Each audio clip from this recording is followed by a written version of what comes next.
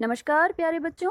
आज हम पढ़ने जा रहे हैं आपकी 11वीं की हिंदी पाठ्य पुस्तक वितान से पाठ 1 भारतीय गायिकाओं में बेजोड़ लता मंगेशकर, जिसके लेखक हैं कुमार गंधर्व। कुमार गंधर्व शास्त्रीय संगीत के प्रसिद्ध गायक हैं और उनका जन्म सन 1924 में कर्नाटक के बेलगांव जिले के सुलेभावी गांव में हुआ था। भारत की सर्वश्रेष्ठ गायिका लता मंगेशकर से ये काफी प्रभावित रहे हैं। इन्हें कालिदास सम्मान तथा पद्म विभूषण उपाधि से भी अलंकृत किया जा चुका है और सन 1992 में इनका देहांत हो गया। इस पाठ में लेखक ने स्वर साम्राज्ञी लता मंगेशकर की गायकी पर बेबाक टिप्पणी की है। लता मंगेशकर के गानपन के बहाने लेखक ने शास्त्रीय संगीत और चित्रपट संगीत यानी कि फिल्मी संगीत के संबंधों पर भी अपना मत प्रकट किया है। संगीत की दुनिया में लता मंगेशकर एक ऐसा नाम है, एक ऐसा सुर है जिसने एक महान शास्त्रीय गायक यानी कि कुमार गंधर्व को कलम उठाने पर विवश कर दिया। आइए शुरू करते हैं पाठ भारतीय गायिकाओं में बेजोड़ लता मंगेशकर। और पाठ की शुरुआत में ही लेखक बताते हैं कि बरसों पहले जब वे बीमार थे तब एक दिन उन्हें रेडियो पर एक अद्वितीय स्वर सुनाई दिया। यह स्वर उनके अंतर्मन को छू गया। गाना समाप्त होने पर गायिका का नाम लता मंगेशकर बताया गया। नाम सुनकर लेखक हैरान रह गए। लेखक को प्रसिद्ध गायक दीनानाथ मंगेशकर की अजब गायकी का दूसरा रूप उनकी बेटी की कोमल आवाज में सुनने को मिला। यह शायद बरसात फिल्म से पहले किसी अन्य फिल्म का गाना था। तो बरसात में भी लता मंगेशकर ने बहुत सारे गाने गाए थे और जो काफी लोकप्रिय भी हुए थे। तो बरसात फिल्म से भी पहले की कोई दूसरी फिल्म थी जिसका ये गाना था जो लेखक ने रेडियो पर सुना था।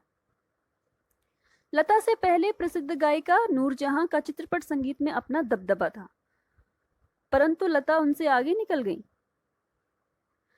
कला के क्षेत्र में ऐसे चमत्कार बहुत ही कम होते हैं। जैसे प्रसिद्ध सितार वादक विलायत खां अपने सितार वादक पिता की तुलना में बहुत आगे निकल गए थे। आइए अब जान लेते हैं कि चित्रपट संगीत को लोकप्रिय बनाने में लता मंगेशकर जी का योगदान कितना है और कैसे। लेखक कुमार गंधर्व का मानना है कि लता के बराबर की गायिका कोई हुई ही नहीं। कुमार गंधर्व जी लता के प्रशंसक हैं और वे मानते हैं कि लता के जैसी कोई गायिका हुई नहीं। लता ने चित्रपट संगीत यानी फिल्मी संगीत को अत्यधिक लोकप्रिय बना दिया। आज बच्चों के गाने का स्वर बदल गया है। संगीत के विविध प्रकारों से उनका परिचय हो रहा है, उनका स्वर ज्ञान बढ़ रहा है। सुरीलापन क्या है इसकी समझ भी उन्हें होती जा रही है। साधारण प्रकार के लोगों को भी उसकी सूक्ष्मता समझ में आने लगी है और यह सब लता के कारण ही संभव हुआ है।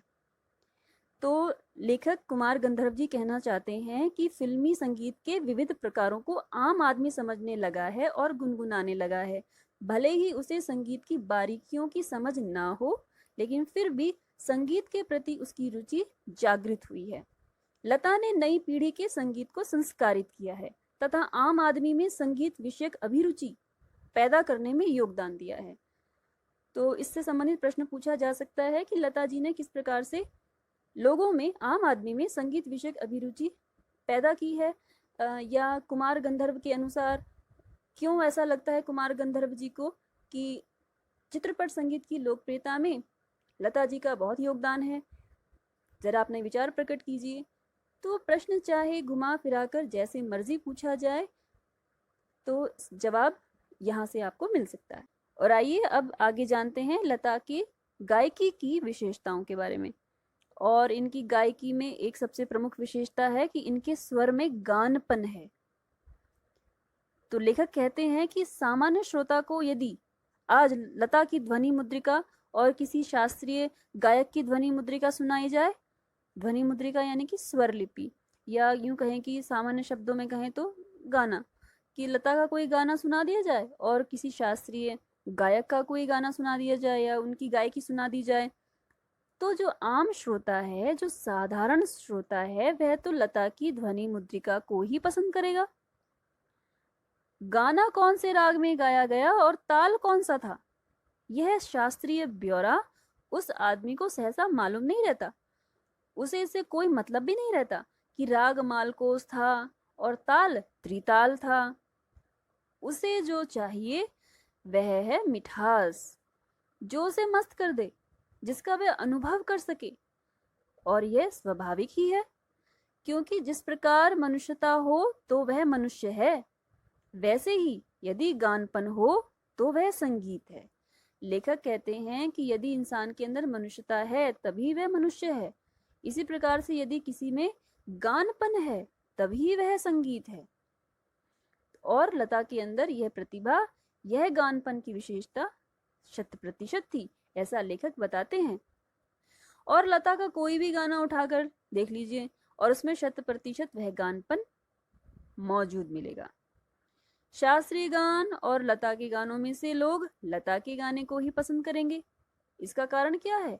इसका कारण है लता का गाना, उनका सुरीलापन और मस्त कर देने वाला स्वर। किसी भी श्रोता को रागों से कोई मतलब नहीं होता, उसे तो मतलब होता है सुरीले गाने से। और यह गानपन, गानपन यानी कि गाने का अंदाज, गाने का ऐसा अंदाज जो श्रोता को, जो सुनने वाले को भाव विभोर कर दे, जो उसके दिल को छू जाए, उसे रस दे जाए, उसे आनंद प्रदान करे। श्रोता को तो केवल यही चाहिए। और यह गानपन लता के स्वर में 100% है। यही लता की लोकप्रियता का मुख्य मर्म भी है, ऐसा लेखक मानते हैं। और लता की गायकी की अन्य विशेषताओं में अभी हमने बात की गानपन की, तो लता की लोकप्रियता का मुख्य मर्म गानपन तो है ही, लेकिन लता के गाने की एक और विशेषता है, और वह क्या? उनके स्वरों की निर्मलता। उनके पहले की पार्श्व गायिका यानी प्लेबैक सिंगर नूरजहां, उनकी गायकी में जहां एक मादक उत्तान होती थी यानी नशीली ऊंची तान होती थी, वहीं लता के स्वरों में एक निर्मलता होती है। लता के स्वरों में निर्मलता के साथ साथ कोमलता और मुग्धता भी है। मुग्धता यानी लोग उनके स्वर को सुनकर, उनकी गायकी को सुनकर मुग्ध हो जाते हैं। ऐसा दिखता है कि लता का जीवन की ओर देखने का दृष्टिकोण जो है वही उनके गायन की निर्मलता में भी झलक रहा है। यह अलग बात है कि संगीत निर्देशकों ने उनके स्वर की इस निर्मलता का भरपूर उपयोग नहीं किया। संगीत निर्देशकों या संगीत दिग्दर्शकों का मतलब है म्यूजिक डायरेक्टर्स, उन्होंने लता मंगेशकर की आवाज के साथ या उनकी आवाज में जो ये खूबी है निर्मलता, इसका भरपूर उपयोग नहीं किया, ऐसा कुमार गंधर्व जी को लगता है। लता के गाने में एक और विशेषता है, उनका नादमय उच्चार। अभी तक हमने लता मंगेशकर की गायकी की कितनी विशेषताओं की बात की है? एक तो हमने गानपन की बात की है, एक उनके स्वर में निर्मलता है, एक उनके स्वर में कोमलता और मुग्धता की बात की है, और अब हम बात कर रहे हैं नादमय उच्चार। ठीक है, उनके स्वर में एक नादमय उच्चार है, अर्थात उनकी आवाज में खनक है, गूंज है एक तरह से। उनके गीत के दो शब्दों का अंतर स्वरों के आलाप से भर जाता है। ऐसा लगता है मानो दोनों शब्द एक दूसरे में विलीन हो गए, एक दूसरे में खो गए हैं, दो शब्द मानो एक हो गए हैं। लता की गायकी की यह विशेषता अनुपम है, जो किसी और गायिका में देखने को नहीं मिलती। तो अगर आपसे प्रश्न पूछा जाता है कि लता मंगेशकर की गायकी की क्या विशेषताएं हैं, तो आप यहाँ से लिख ही देंगे चारों बातें। एक तो उनका गानपन, एक उनके स्वरों की निर्मलता, एक कोमलता और मुग्धता, और चौथा है नादमय उच्चार। ठीक है, लेकिन प्रश्न कई बार अलग तरीके से भी पूछा जा सकता है कि जैसे नूरजहां की गायकी और लता मंगेशकर की गायकी में क्या अंतर है। तो यहाँ पे नूरजहां के बारे में ज़्यादा लेखक ने बात की नहीं है। तो एक तो पाठ के शुरू में ही बात आई है कि जिस वक्त लता मंगेशकर ने गाना शुरू किया था फिल्मों में, उस वक्त नूरजहां का दबदबा था, यानी कि उस वक्त वे बहुत ही मशहूर गायिका थी। ठीक है, और एक जिक्र नूरजहां का यहाँ आया है जब लेखक कहते हैं कि नूरजहां की गायकी में जहां एक मादक उत्तान होती थी, वहीं लता के स्वर में एक निर्मलता होती है। तो बस नूरजहां के बारे में ज़्यादा जिक्र किया नहीं गया है, तो आप यहीं से देख लीजिएगा कैसे आप इसे लिखेंगे। आइए चर्चा करते हैं कि लता मंगेशकर ने किस तरह के गाने सबसे ज़्यादा अच्छी तरह से गाए हैं। लोगों का कहना है कि लता ने करुण रस के गाने बहुत अच्छे गाए हैं। लता के गानों में करुण रस की प्रभावशाली अभिव्यक्ति हुई है, ऐसा लोग मानते हैं, लेकिन लेखक का मत इसके विपरीत है। लेखक कहते हैं कि लता ने मुग्ध श्रृंगार के गाने, यानी कि सैड सॉन्ग्स नहीं बल्कि रोमांटिक सॉन्ग्स, और वो भी मध्य और द्रुत लय में बहुत अच्छे गाए हैं। तो मध्य और द्रुत लय, एक तो होता है धीमी गति, जैसे कि दुखी मन मेरे सुन मेरा कहना, जहाँ नहीं चैना वहाँ नहीं रहना, ये तो हुआ धीमी लय। एक होता है मध्य लय, जैसे कि अजीब दास्तां है ये, कहाँ शुरू कहाँ खत्म, ये मंजिलें हैं कौन सी, न वो समझ सकी न हम, ये हुआ मध्य लय में।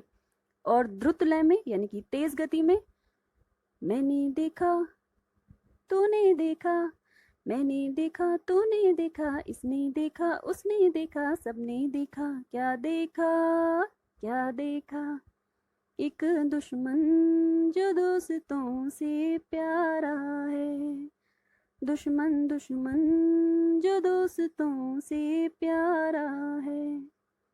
तो इस तरह से तेज गति के गाने और मध्य लय के गाने उन्होंने बहुत अच्छे गाए हैं।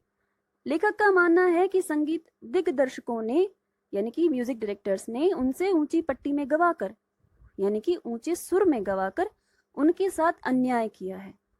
लेखक कहते हैं कि म्यूजिक डायरेक्टर्स ने उनसे ऊंचे सुर में गवाकर उनके साथ न्याय नहीं किया है। लता मंगेशकर प्रतिभा की धनी हैं, वे स्वर कोकिला हैं, वे सारे गाने बहुत अच्छे गा सकती हैं, लेकिन उनसे ऊंचे सुर में ही गवाया गया ज्यादातर, तो इसलिए उनकी प्रतिभा का पूरा इस्तेमाल नहीं हो पाया। लेखक को इस बात का अफसोस है। इसमें से प्रश्न इस तरह से पूछा जा सकता है कि लता मंगेशकर ने करुण रस के गानों के साथ न्याय नहीं किया है, जबकि श्रृंगारपरक गाने वे बड़ी उत्कटता से गाती हैं, यानी कि बहुत अच्छा गाती हैं। लेखक के इस कथन से आप कहाँ तक सहमत हैं? तो इसमें आप अपने विचार लिख सकते हैं। अगर आपने लता मंगेशकर के गाने सुने हैं तो आप ज़्यादा अच्छी तरह से बता पाएंगे। अगर मैं अपने विचार कहूँ तो लता मंगेशकर ने करुण रस के गाने भी कई ऐसे गाए हैं कि जिसे सुनकर आंखों में आंसू आ जाते हैं। एक तो गाना आप सबने ही सुना होगा, ए मेरे वतन के लोगों। वो अगर वो एक प्रधानमंत्री की आंखों में आंसू ला सकता है, पंडित जवाहरलाल नेहरू की आंखों में आंसू आ गए थे उस गाने को सुनकर, और कोई भी आम जन, आप भी मैं भी अगर उस गाने को गौर से सुन लें तो आई एम श्योर उसमें से उसको सुनने के बाद आपकी आंखों से आंसू बह जाएंगे। कोई बड़ी बात नहीं है। तो यहाँ पर लेखक कह रहे हैं कि लता मंगेशकर ने करुण रस के गाने इतने अच्छे तरह से नहीं गाए जैसे उन्होंने दूसरे गाने गाए। तो ये उनके अपने विचार हैं, आप उनसे सहमत भी हो सकते हैं और असहमत भी, ठीक है। तो आप अपने विचार उसमें लिख सकते हैं। आगे हम बात करते हैं शास्त्रीय संगीत और चित्रपट संगीत में अंतर की। तो इसमें सीधा सीधा प्रश्न पूछा जा सकता है कि शास्त्रीय संगीत और चित्रपट संगीत, यानी कि क्लासिकल म्यूजिक और फिल्मी म्यूजिक, इसमें क्या अंतर है? तो यह प्रश्न किया जाता है कि शास्त्रीय संगीत में लता का स्थान कौन सा है? तो लेखक का मानना है कि शास्त्रीय संगीत व चित्रपट संगीत में तुलना करना निरर्थक है। लेखक मानते हैं कि शास्त्रीय संगीत यानी कि क्लासिकल म्यूजिक और फिल्मी म्यूजिक में तुलना बेकार है, तुलना हो ही नहीं सकती। अब वे आगे शास्त्रीय संगीत और चित्रपट संगीत में अंतर बता रहे हैं, आप ध्यान से सुने। शास्त्रीय संगीत में गंभीरता, स्थायी भाव है, जबकि चित्रपट संगीत में जलद लय यानी कि तेज गति व चपलता प्रमुख होती है। शास्त्रीय संगीत में जहां गंभीरता होती है, वहीं चित्रपट संगीत में तेज लय और चपलता यानी कि तेजी, चपलता का मतलब भी तेजी ही होता है, प्रमुख होती है। चित्रपट संगीत में ताल प्राथमिक अवस्था का होता है और शास्त्रीय संगीत में इसका परिष्कृत रूप होता है। परिष्कृत रूप होता है यानी कि संवरा हुआ रूप होता है। चित्रपट संगीत में आधे तालों, आसान लय, सुलभता व लोच की प्रमुखता, ये विशेषताएं होती हैं। और चित्रपट संगीत गायकों को शास्त्रीय संगीत की उत्तम जानकारी अवश्य होनी चाहिए। ये एक बड़ी बात यहाँ पर ये कह रहे हैं कि चित्रपट संगीत यानी कि फिल्मी गाना गाने वालों को शास्त्रीय संगीत की जानकारी जरूर होनी चाहिए, उनको समझ होनी चाहिए। और लता के पास यह ज्ञान भरपूर है, अर्थात लता मंगेशकर जानती हैं कि शास्त्रीय संगीत की बारीकियां क्या होती हैं। लता मंगेशकर ने अपने पिताजी से 5 साल की उम्र में ही संगीत की शिक्षा लेना शुरू कर दिया था और 13 साल की उम्र में उन्होंने अपना पहला गाना गाया था। हालांकि वो मराठी था, मराठी फिल्म के लिए था और मराठी गाना था, तो इसलिए लता के पास यह ज्ञान भरपूर है शास्त्रीय संगीत का। लता के 3-3.5 मिनट के गान और 3-3.5 घंटे की शास्त्रीय महफिल का कलात्मक व आनंदात्मक मूल्य एक जैसा है। 3 घंटों की रंगदार महफिल का सारा रस लता की 3 मिनट की ध्वनि मुद्रिका में आस्वादित किया जा सकता है। यानी कि 3 घंटों की कोई अगर शास्त्रीय संगीत की महफिल है, ठीक है, और दूसरी तरफ लता का 3 मिनट का कोई गाना है, तो 3 घंटे की शास्त्रीय संगीत की महफिल का जो रस है वो केवल लता मंगेशकर की 3 मिनट के गाने में, उनकी 3 मिनट की ध्वनि मुद्रिका में, यानी कि 3 मिनट के गाने में उसका रस, उसका आनंद लिया जा सकता है। तो ये कितनी बड़ी बात है। उनका एक एक गाना एक संपूर्ण कलाकृति है। लता मंगेशकर ने जो भी गाना गा दिया वह परफेक्ट है, संपूर्ण कलाकृति है। गायकी में लता का स्थान। लता जी के गानों में स्वर, लय और शब्दार्थ का त्रिवेणी संगम होता है। त्रिवेणी 3 नदियों का समाहार। कौन कौन सी नदियां? गंगा, यमुना और सरस्वती। तो इसी तरह से लता जी के गानों में स्वर, लय और शब्दार्थ का संगम होता है। गाने की सारी मिठास, सारी ताकत उसकी रंजकता पर आधारित होती है। रंजकता यानी श्रोताओं को लुभाने की शक्ति, श्रोताओं को रिझाने की शक्ति, उस पर आधारित होती है गाने की सारी मिठास और सारी ताकत। और रंजकता का संबंध किससे है? रंजकता का संबंध रसिक को यानी कि श्रोता को आनंदित करने के सामर्थ्य से है। कौन सा गाना सुनने वाले को कितना अधिक प्रभावित कर जाता है, कितना अधिक दिल को छू जाता है, उससे है। संगीत के क्षेत्र में लता का स्थान अव्वल दर्जे के खानदानी गायक के समान है। किसी ने पूछा कि क्या लता 3 घंटों की महफिल जमा सकती है? लेखक उसी से ही प्रश्न कर बैठता है कि क्या कोई प्रथम श्रेणी का शास्त्रीय गायक 3 मिनट में चित्रपट का गाना इतनी कुशलता और रसोत्कटता से गा सकेगा? शायद नहीं। खानदानी गवैयों ने चित्रपट संगीत पर लोगों के कान बिगाड़ने का आरोप मढ़ दिया। लेखक का मानना है कि चित्रपट संगीत ने लोगों के कान बिगाड़े नहीं हैं, बल्कि सुधार दिए हैं। इसमें से प्रश्न इस तरह से बनता है कि चित्रपट संगीत ने लोगों के कान बिगाड़ दिए, अक्सर यह आरोप लगाया जाता रहा है। तो इस संदर्भ में कुमार गंधर्व की राय और अपनी राय लिखिए। ठीक है, तो ये प्रश्न इसमें से पूछा जा सकता है। चित्रपट संगीत का महत्व। चित्रपट संगीत का महत्व क्या है? लेखक का मत है कि शास्त्रीय गायक आत्मसंतुष्ट प्राणी हैं। उन्होंने शास्त्र शुद्धता को कर्मकांड की तरह तूल दे रखी है, यानी कि बड़ा मुश्किल बनाया हुआ है शास्त्रीय संगीत को। उसको थोड़ा सा आसान किया जाना चाहिए ताकि आम लोग भी उसे सीख सकें, समझ सकें। जबकि चित्रपट संगीत ने अभिजात्य संगीत को लोगों तक पहुंचाया है, और जो फिल्मी संगीत है उसने वह संगीत जो केवल ऊंचे घरानों तक सीमित था उसे जन जन तक पहुंचाया है। आज लोगों को शास्त्र शुद्ध और नीरस गाना नहीं, बल्कि सुरीला और भावपूर्ण गाना चाहिए।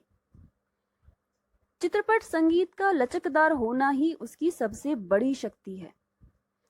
फिल्मी गानों में लगातार आप बदलाव देखते आ रहे होंगे।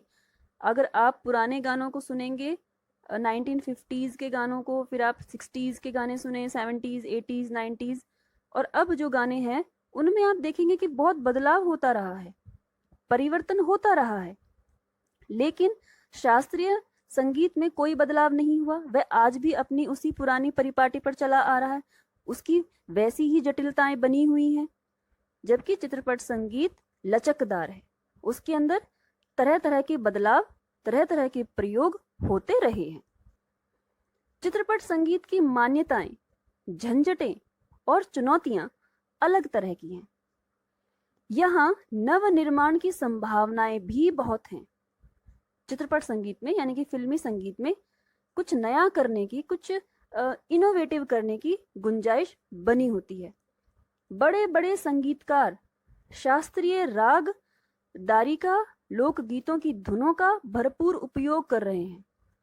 वे धूप की तरह कौतुक करने वाले पंजाबी लोकगीतों का, बादल की तरह घुमड़ते राजस्थानी लोकगीतों का, घाटियों में गूंजते पहाड़ी लोकगीतों का, ऋतु चक्रों का, ब्रज भूमि में समाविष्ट सहजन मधुर गीतों का और खेती से संबंधित गीतों का भरपूर उपयोग कर रहे हैं। तो लेखक कह रहे हैं कि जो फिल्मी म्यूजिक डायरेक्टर्स हैं, वे अपने संगीत में हर प्रदेश के, हर प्रांत के लोकगीतों का, चाहे वो पंजाबी हो, चाहे वो राजस्थानी हो, चाहे वो पहाड़ी हो, चाहे वो खेती से संबंधित हो, चाहे विभिन्न ऋतुओं से संबंधित हो, वे सभी का, सभी तरह के संगीत को अपने फिल्मी संगीत में शामिल कर रहे हैं। वे उसका भरपूर इस्तेमाल कर रहे हैं। इसके माध्यम से लोगों को देश की संस्कृति की जानकारी भी मिलती है। संगीत के क्षेत्र में, फिल्मी संगीत के क्षेत्र में प्रतिदिन नए प्रयोग हो रहे हैं, जिससे वह क्षेत्र अधिक विकसित होता जा रहा है।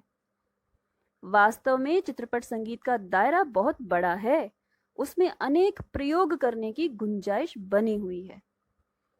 बिल्कुल, ये बात बिल्कुल सही है कि उसमें नित्य निरंतर नए प्रयोग हो रहे हैं, नए नए इंस्ट्रूमेंट्स आ रहे हैं, नए नए बदलाव हो रहे हैं।